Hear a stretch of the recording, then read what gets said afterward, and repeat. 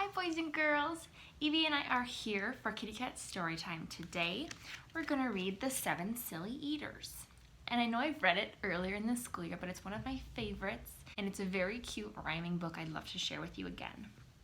It's by Mary Ann Hoberman, illustrated by Marla Frazee. Not so long ago, they say, a mother lived just like today. Mrs. Peters was her name. Her little boy was named the same. Now Peter was a perfect son in every way except for one.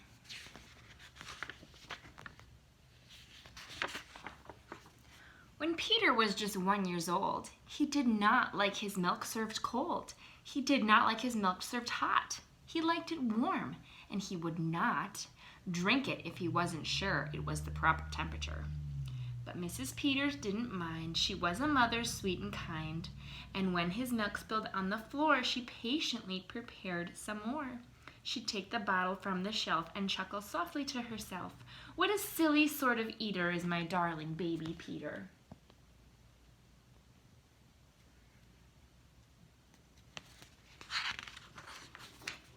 When Peter had not yet turned 2, another baby, sweet and new, was born. Dear Lucy, small and fair, with big blue eyes and curly hair. But not before this child was grown. She had opinions of her own, of what she'd eat and what she'd not. She hated milk, both cold and hot. And warm was worst of all. Instead, whenever Lucy dear was fed, she bellowed for pink lemonade. Not from a can, oh no, homemade.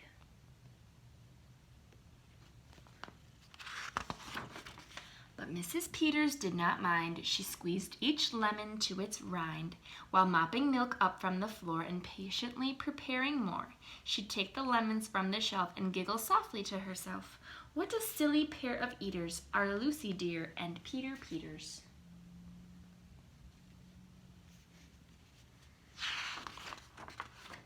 Now Lucy grew and Peter grew till he was 3 and she was 2. And who was 1? Why, little Jack, with eyes so brown and hair so black. A happy baby, never cross, but all he'd eat was applesauce. Peeling apples by the pound, Mrs. Peters faintly frowned. She'd take the apples from the shelf and murmur weakly to herself, what a silly bunch of eaters are Lucy, Jack, and Peter Peters. All of the kids have something unique to prepare for food. More kids.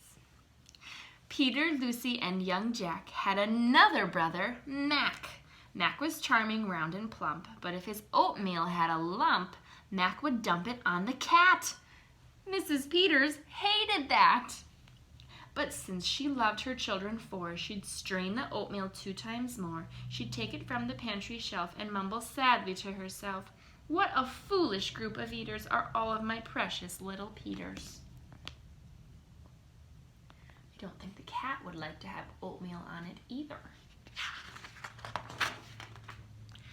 Before another year was through, who came along? Why, Mary Lou. She was a darling, sweet and bright. She had a healthy appetite. That is, as long as she was fed soft and squishy homemade bread. Poor Mrs. Peters got no rest, but she did her very best. She'd take the flour from the shelf and mutter feebly to herself, what a fussy bunch of eaters are all my lovely little Peters.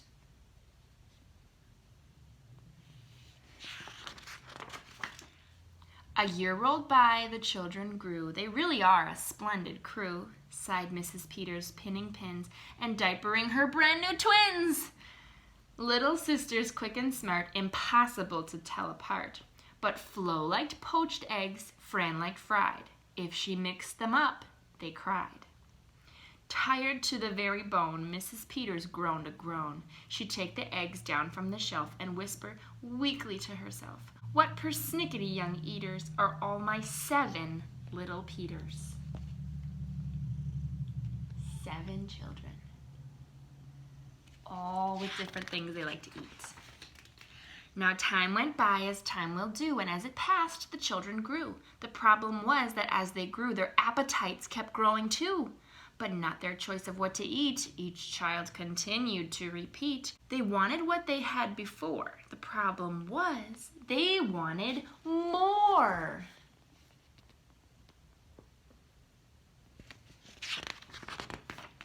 Creamy oatmeal, pots of it, homemade bread and lots of it, peeling apples by the peck. Mrs. Peters was a wreck.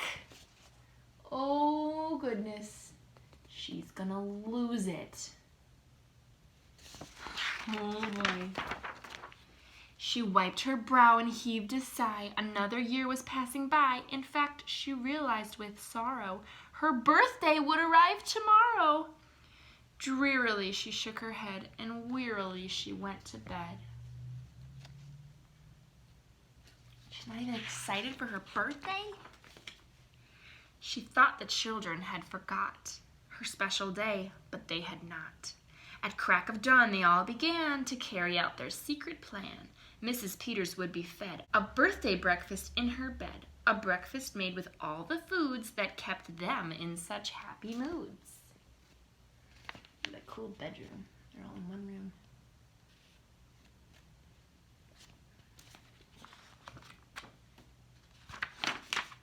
So while their weary mother slept, down the stairs the children crept, and from the cupboards and the shelves, happily they helped themselves. Cheerily they chopped and stirred, preparing what they each preferred. But despite the pains they took, since nobody knew how to cook, to measure things or make them hot, the more they tried, the worse it got. Uh-oh.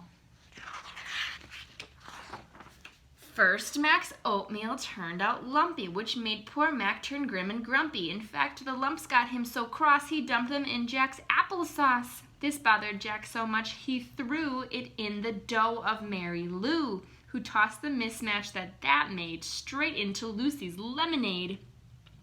And that put her in such a huff, she poured the icky, sticky stuff into the double frying pans, which held the eggs of Flo and Fran, who flung the hodgepodge on the spot into the milk in Peter's pot.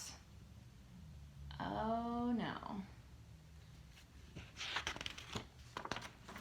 But when they saw what they had done, they wished they never had begun. They hardly slept a wink that night, and still things hadn't turned out right. And even though they tried their best, it hadn't worked. They were depressed. They'd be in trouble too, unless they found some place to hide the mess. The oven seemed like the perfect spot. They all forgot it still was hot. They stuck the pot inside, and then they all went back to bed again. Look at that mess. Oh my goodness. Hope someone cleans it up. The clock struck 6, but on they slept. Meanwhile, their mother softly stepped down to the kitchen, smelled a smell. What could it be? She couldn't tell. It smelled so good. She sniffed some more and opened up the oven door. She woke the children with her cries. They all came running in surprise. And in the kitchen, what they found was Mrs. Peters dancing round. And in the oven, no mistake, a pink and plump and perfect cake. Well, who would have thought? As their mother danced with glee, she cried, "A birthday cake for me? To think I thought you all forgot. Now please tell me, how did you make this pink and plump and perfect cake? So high and light and smooth as silk." "It's smooth as silk from all my milk," said Peter. "Lucy said it's pink from all my lemonade, I think. And from my apples," added Jack. "My oatmeal made it soft," said Mac. "My bread dough too," said Mary Lou. Said Fran and Flo, "As for its size, it was our eggs that made it rise." Then everybody sniffed some more and danced around the kitchen floor. They put the cake upon a dish and lit the candles. "Make a wish," the children cried, "before you blow." And Mrs. Peters did just so. And what is more, her wish came true, as birthday wishes always do.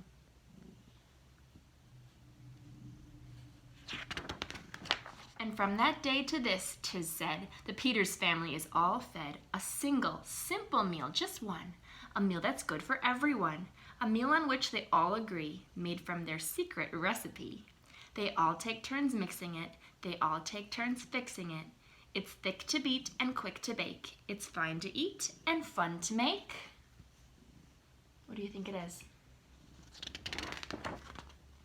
It's Mrs. Peters' birthday cake. I hope you enjoyed this silly story with Eevee and me. We'll see you guys in the next video. Bye!